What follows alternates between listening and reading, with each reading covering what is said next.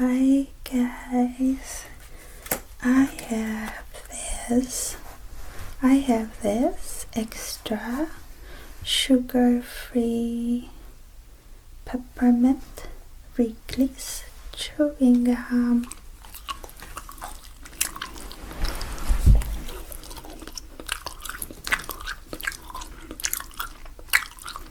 I will read about white deer.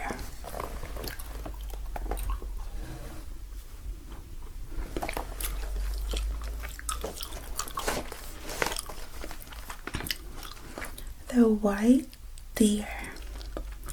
Once upon a time lived a king and queen who ruled happily. Their only sorrow was that they had no children. One day, the queen went walking alone.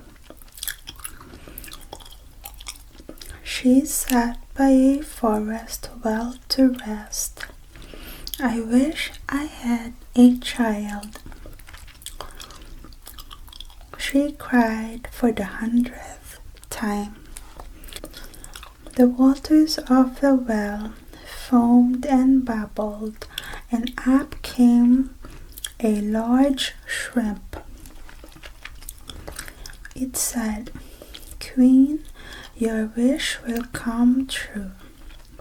Will you let a mere shrimp lead you to a fairy palace that no mortal eye can find?" The queen said, "I'll gladly go, but I can't swim backwards underwater as shrimp do." The shrimp laughed and turned into a handsome old lady. She wasn't even damp as she stepped out of the water. She wore a white dress, crimson lined, and her gray hair was prettily decorated with green ribbons. The queen followed her into dense woods. A fairy path opened out as they walked. Orange trees made a flowery roof. Violets carpeted the ground. At last they came to a palace made entirely of diamonds. From roof tree to cellar, its doors opened, and 6 magnificent fairies brought out gifts to the queen. Each fairy gave her a jeweled flower, so that she had a bouquet with a carnation, a rose, a tulip, an anemone, a pink, and a pomegranate flower. "Majesty," they said, "few mortals may come here. Your faithful wish for a child has won our hearts. You'll have a child named Faith. When she is born, take the jeweled bouquet we've given you. Call the name of each flower. We will appear and give Faith the best of our gifts."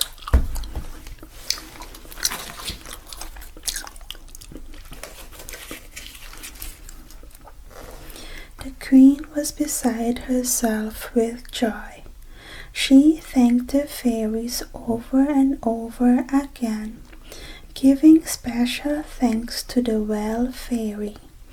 Then she went home joyously. After a time she had a baby girl, and she named her Faith. She took out the bouquet and turned the flowers and named the flowers. At once the air was full of fairies. They were followed by their servants, little dwarfs who carried armloads of presents.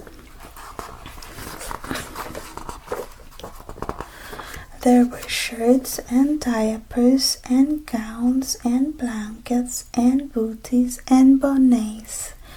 Everything was ruffled, embroidered, tasseled, monogrammed, and edged in lace.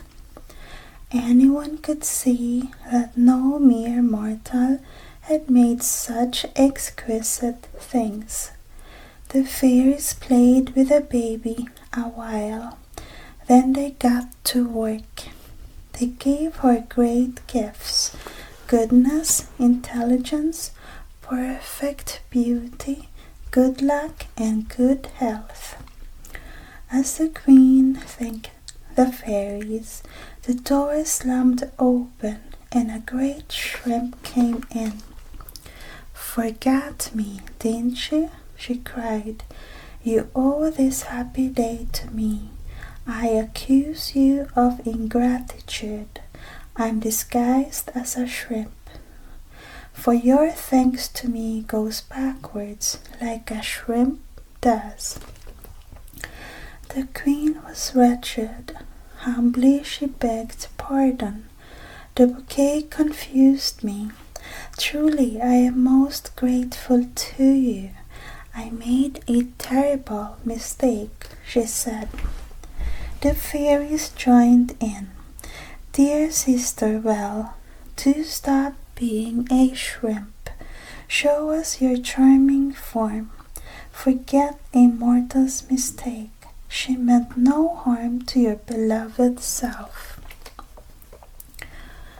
"Very well," said Well Fairy, who liked to be flattered. "I'll let the child live, but I warn you, if she sees daylight before she's 15, something terrible will happen. If you let her see the sun, beware." With that she vanished. "What am I to do?" cried the queen. The fairies put their heads together and thought. Then they said, "We'll build you a windowless, doorless palace with an underground entry. The princess will be safe in it until she's 15. 3 tops of all their wands built the palace. Its inside walls were jeweled with patterns of birds and flowers. There was no daylight anywhere, but candles made it bright. One wing of the palace was set aside for learned men who were to be Faith's teachers. As the years passed, her ready mind surprised her teachers. She loved to learn. Faith also had gaiety and good looks that delighted everyone. Often the fairies came to see her. Tulip especially loved Faith. She often reminded the queen, "Well, Fairy has a long memory. We must keep Faith out of daylight until she's 15. The queen promised to be careful. When Faith was 14 and a half, her portrait was painted.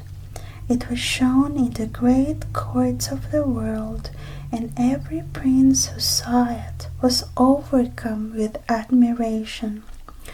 One in particular fell head over heels in love with Faith.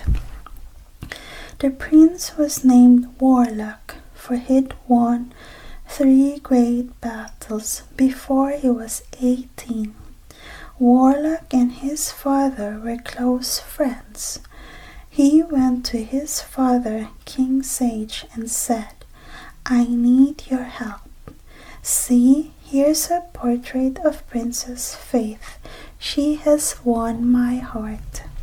Will you allow me to marry her?" King Sage was delighted by Faith's happy, lovely face. "Such a pretty girl would gladden any court," he said. "I give you my blessing. I'll send Lord Converse as an ambassador to her father." Young Converse was Warlock's best friend. He was a billionaire and good at persuading people. He ordered a great retinue to accompany him. There were 50 diamond gold carriages full of lords and 2,400 men on horseback.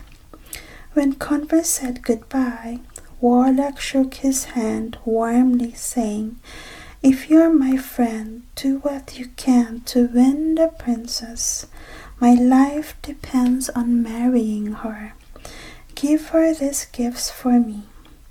He gave Converse 1,000 fine gifts for Faith.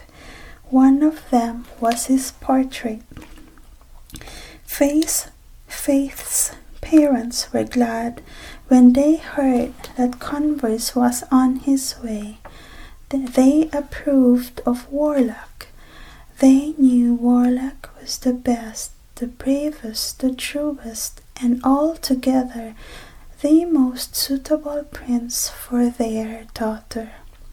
The king thought that Converse should be presented to Faith, but Tulip Fairy said, "Majesty, it's not safe. Above all, don't let her go back to Warlock with him. Some dreadful thing might happen." The queen agreed that Tulip Fairy spoke rightly. The court enjoyed Converse's arrival. It took a whole day for his splendid retinue to enter the city. After the ceremonies and speeches of welcome, he asked to see the princess. To his surprise, he was refused. The king said, "Please do not take offense. Let me tell you of my daughter's gifts from the fairies." And then he told Converse the whole story, ending with Fairy's threat. "But sire," Converse protested, "Warlock is deeply in love. He can't eat, he can't sleep. He sits sadly in corners. He is becoming very ill. Here, let me show you his portrait. Perhaps it will help you to decide." He opened the portrait. The king and queen were pleased by Warlock's noble expression. Converse added his best arguments. "Forgive me, sire, but it is beneath your majesty's dignity to care what mere fairies say. And if Warlock doesn't see Faith soon, he'll be too ill to marry anyone." "Poor young prince," said the king. "He loves my daughter as she deserves. I was young once myself. We'll see what we can do." The king asked the queen to show Faith the portrait. Faith was very taken by it. "Would you be wretched if you had a husband like that?" asked the queen, laughing. Faith said shyly, "It's not for me to choose a husband. I'll be glad to accept whomever you choose. I am sure that you know what is best." "But if it were this one," teased the queen, "would you be pleased?" Faith blushed and looked away. Her mother kissed her. "Tomorrow we'll decide what to do," said the queen. By then Faith had grown to love Warlock. From his portrait, Lady Weed, her lady-in-waiting, teased her about it, and so did Faith's maids of honor, who were Lady Weed's 2 daughters. One of them, Daisy, loved Faith loyally and well. The other, named Prickly, was jealous of Faith. She too had seen the portrait. She would have liked a rich, handsome prince like Warlock for her own husband. Unfortunately, Prickly's godmother was the Well Fairy. That night the jealous girl went to see the fairy and said, "Faith is going to marry Warlock, but I want to marry him myself. Can't you help me?" Well Fairy remembered Faith only too well. "That wretched girl again," she cried. "It will be a pleasure to ruin her hopes." She whispered in Prickly's big ear, and a broad smile spread over the girl's face. As soon as she got home, she told her mother, Lady Weed, about the Well Fairy's plot. Now Faith had been thinking all night how she could cheer the sick Warlock by coming to him at once. She didn't want to wait 3 months until her 15th birthday. At last she sent for her mother. "Can't we fool the fairy?" asked Faith. "Send me to Warlock in a windowless covered carriage. At night a guard could open it and serve supper. That way I'd be safe. And I could cure the prince's misery too." The queen agreed to the idea, and so did the king. They told Converse that Faith would leave next day. Delighted, he made ready to leave so that he could hurry home and tell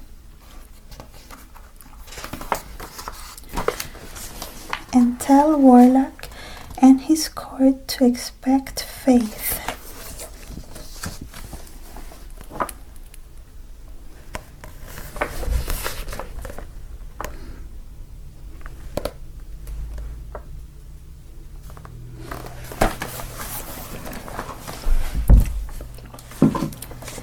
He did not even see the princess, but he sent her a message of thanks.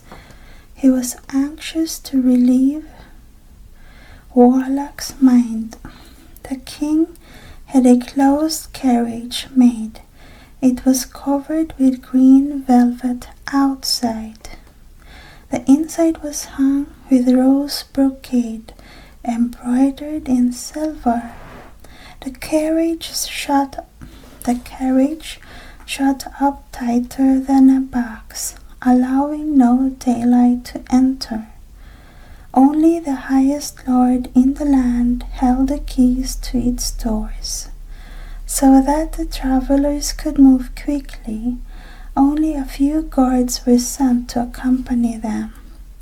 Trunks full of fabulously lovely clothes and jewels were piled into the carriage.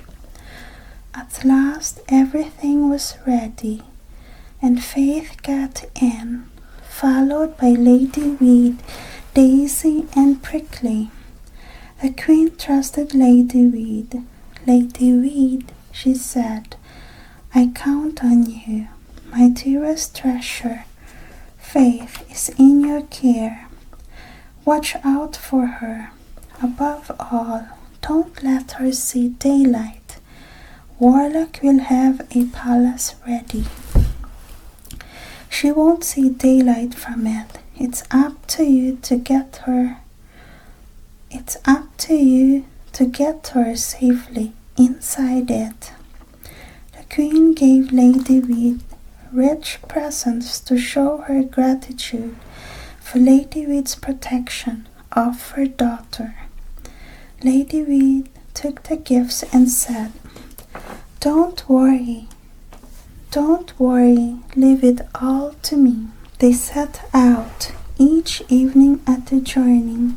The lords brought them their supper and told them how much further they had to go to reach Warlock's court. "Mother," Prickly whispered to Lady Weed, "you must do something before it is too late. I shall die if I can't marry Warlock." Next day, at high noon, Lady Weed took out a long knife that she had hidden. With it, she slashed the carriage velvet roof from front to back. Daylight poured in. For the first time, Faith saw the sun. She gasped with shock and then immediately turned into a white deer. Terrified, she leaped out and ran off into the forest. The Well Fairy's plot was working well. The lords and guard rode off in all directions to look for the white deer. To stop them, Well Fairy stirred up a storm. Lightning came so thick that the guards and lords dared not move. Then the fairy transported them all, helpless, to a magic land. Of Faith's companion, only Lady Weed, Daisy, and Prickly were left. Daisy ran into the forest, calling her princess. The other two continued to carry out the plot. Prickly put on Faith's wedding gown. She hid her bony shoulders under the glorious wedding cape and stuck the diamond crown on her stubby hair. Then she seized a ruby scepter in her claw of a hand. She was ready now to meet Warlock and to make believe that she was Faith. Prickly headed for Warlock's court, Lady Weed trotting behind and holding her train. They were sure that Warlock would be waiting nearby to meet his princess. And indeed, it was not long before they saw horsemen gathered around a gold open carriage. And indeed, it was not long before they saw horsemen gathered around a gold open carriage. In the carriage sat the old king and his lovesick son, Warlock. Two lords galloped up to the finely dressed ladies and dismounted. Said Prickly in a fancy voice, "Do tell me, who is in the gold carriage?" "Our king and his son, Prince Warlock. They're waiting for Princess Faith," said one of the lords. "Do give them this message then," twittered Prickly. "A jealous fairy stole my attendants with lightning and other magic. Only my lady-in-waiting remained with me. She has my jewels and letters for the king." The lords kissed the hem of her robe. Then they hurried back to tell the king and his son. Warlock cried, "Isn't she glorious? Isn't she the loveliest girl alive? Isn't she?" The lords did not answer. Surprised, Warlock said, bony knees stuck out under the dress. Her parroting nose pointed down, her chin pointed up to meet it, and her crooked teeth grinned. Warlock, with an effort, made himself speak. "I've been cheated," he said. "The portrait I've loved is nothing like this individual. They have fooled us. This cruel trick will be the death of me." "What's that? What's that?" cried Prickly. "Who has been fooled? I will make a perfect wife for you." Lady Weed shrilled. "Is this how you foreign creatures treat a royal princess? My poor Princess Faith, your royal father would die if he knew." "He'll know, never fear. He promised us the exquisite princess of the portrait. He sent a horse skeleton in her place. We won't be cheated so," said the king. The king and Warlock got back into the carriage. 2 guards slung Lady Weed and Prickly behind them on their horses. The king ordered them to be held prisoner in one of his castles. Warlock was too upset to bear the gay life at court. He told Converse he wanted to retire from the world to a lonely spot where quiet might heal his broken heart. As soon as he was well enough, he prepared to leave. He wrote his father a letter, saying he'd come back when he could be gay again, and asking that the ugly Faith and her lady be kept prisoner. Then Warlock and Converse rode off together. At the end of 3 days, while they were still deep in a forest, the tired prince felt that he could go no further. He lay on the soft grass to rest, while Converse went to find them a place to pass the night. Had the prince but known it, his beloved princess, in the shape of the magic white deer, was not very far away. She had been trying to get used to her new 4-footed self. She had at least the joy of being a lovely, lively deer, just as she had been a lovely, lively princess. She found she liked to eat grass. She liked to lie on mossy banks, but most of all, she loved the sunlight she had never seen till now. The world shone gay and clear before her. Tulip Fairy knew of Faith's mishap. She wasn't pleased at what had happened, for had she not warned Faith and her mother that the princess must not see daylight? Still, she loved Faith dearly, and she did what she could to help her. She led Daisy, who was searching through the forest, toward the princess. Daisy was astonished when a white deer came bounding up to her. She looked closer and saw by the deer's eyes that the animal recognized her. Daisy knew it must be her princess.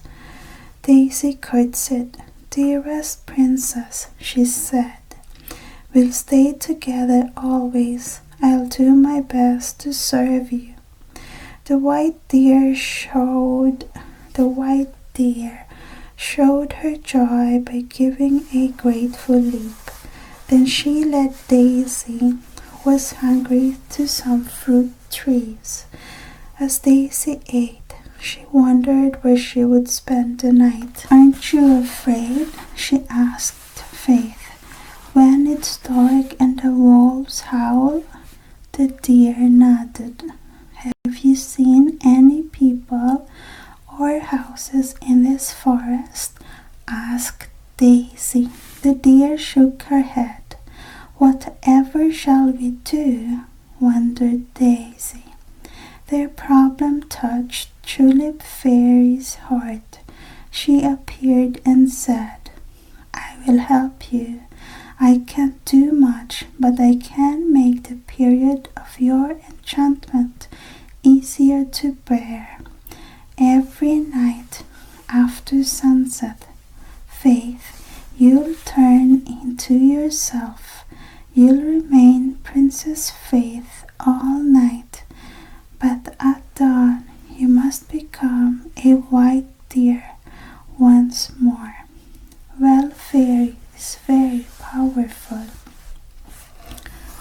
The white deer leaped gracefully to show her thanks. Now go this way, said Tulip Fairy.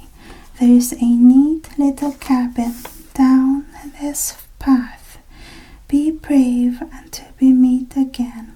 Then the good fairy vanished. Daisy and the deer soon come to the cabin. An old woman sat sunning herself at the door. Daisy curtsied. Do you have a room to give me and my dear? She asked. Yes, I do, young lady, said the woman. She showed Daisy a pleasant room. It was white and neat and had twin beds. Many years later, Faith said it was the prettiest room she'd ever had. At sundown, Faith became herself again. She hugged Daisy and thanked her for her loyalty. She talked for a long while before they went to bed. At dawn, Faith would be a deer again. She would run off into the forest to exercise her supple legs as deer do. Now Converse was still searching the forest for a place where he and Warlock could spend the night. Early that evening, he came to the cabin and asked the old woman if she could help him. Smiling, she gave him a big basket of apples and pears and said, Bring your friend back whenever you wish.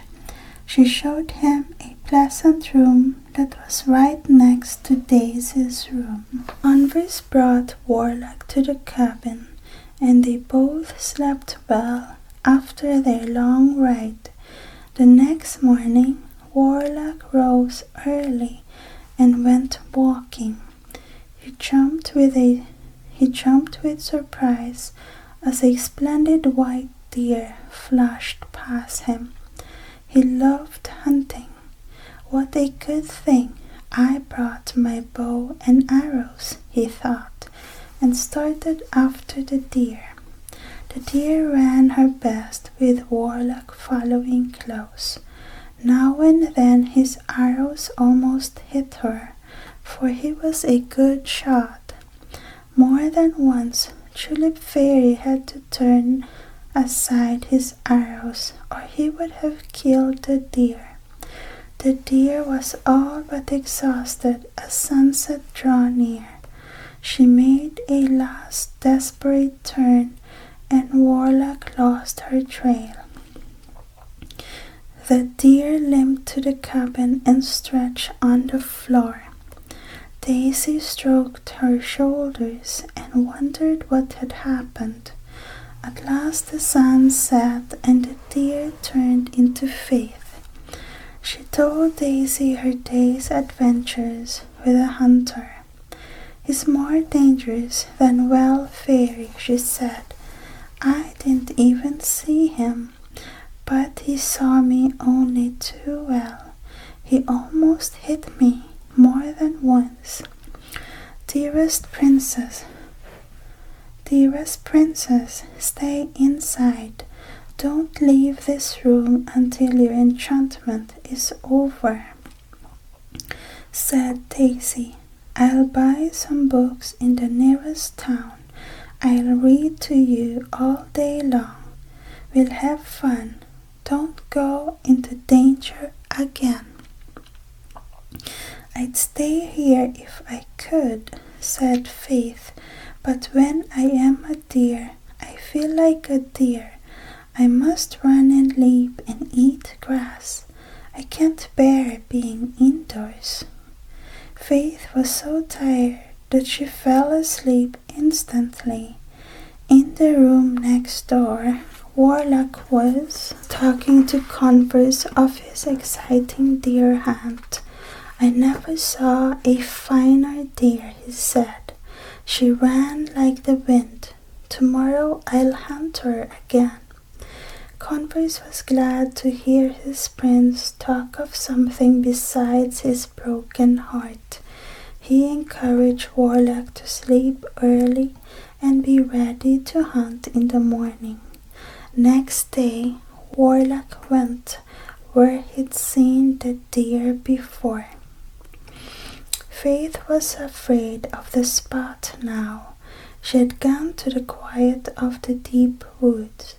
Warlock walked and walked deep into the forest, tracking the white deer.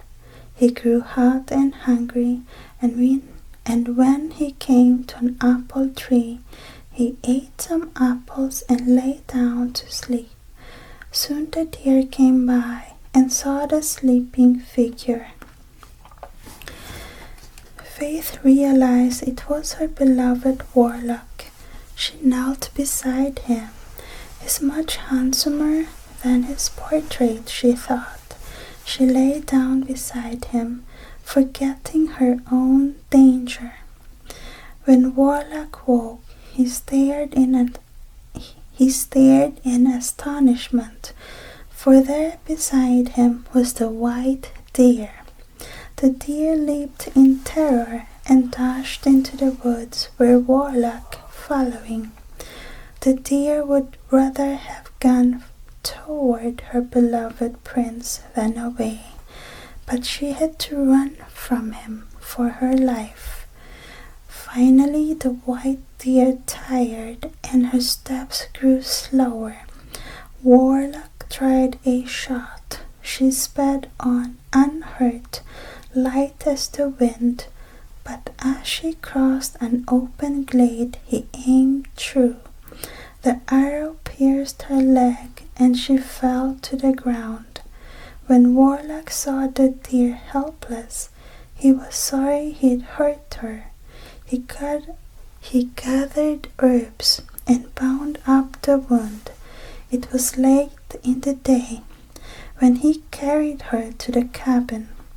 Daisy saw them coming and ran out horrified.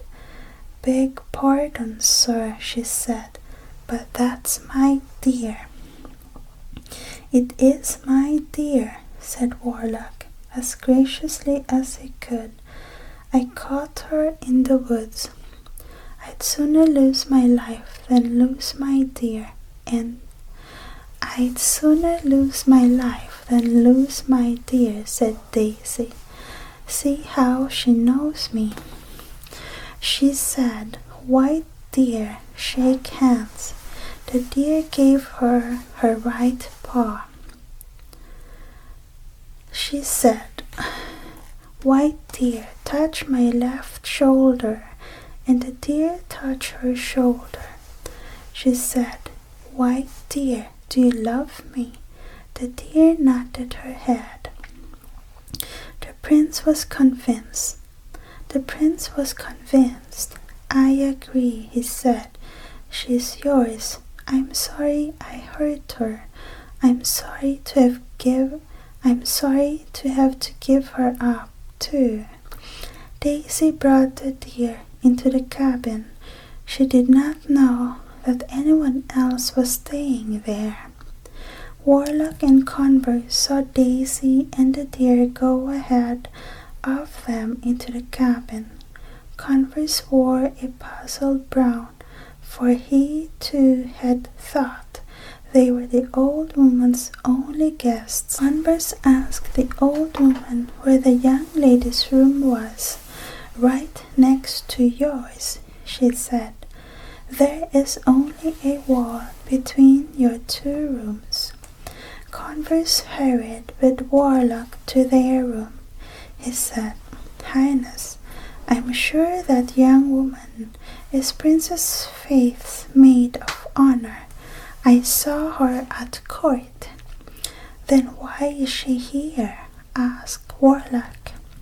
"I intend to find out," said Converse. He made a tiny hole in the wall. Warlock paid no heed. He looked dreamily out the window, thinking of his lost Faith.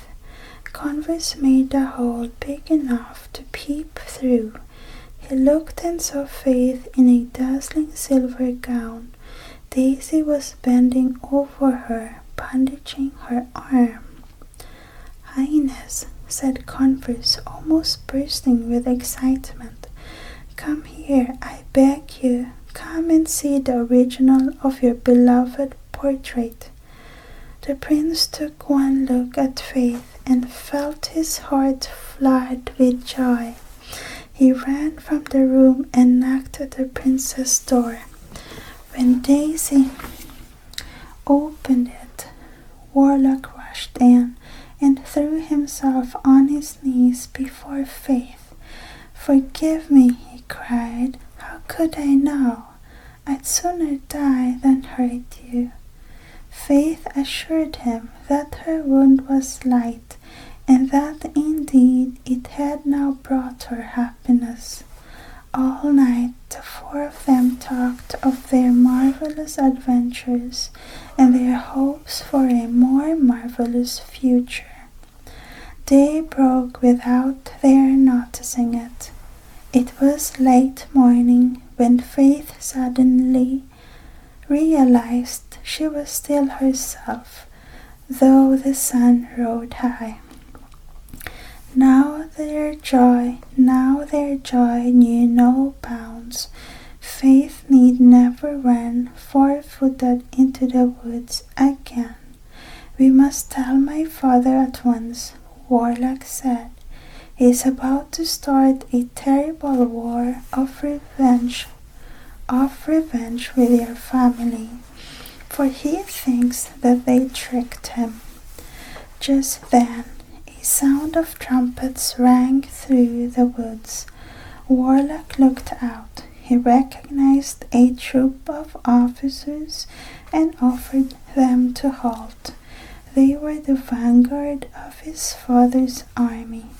The king himself was there, in a gold open carriage. Behind him, on a farm wagon, came Prickly and Lady Weed. Warlock ran to his father. "Majesty, hear this," he cried. He explained everything.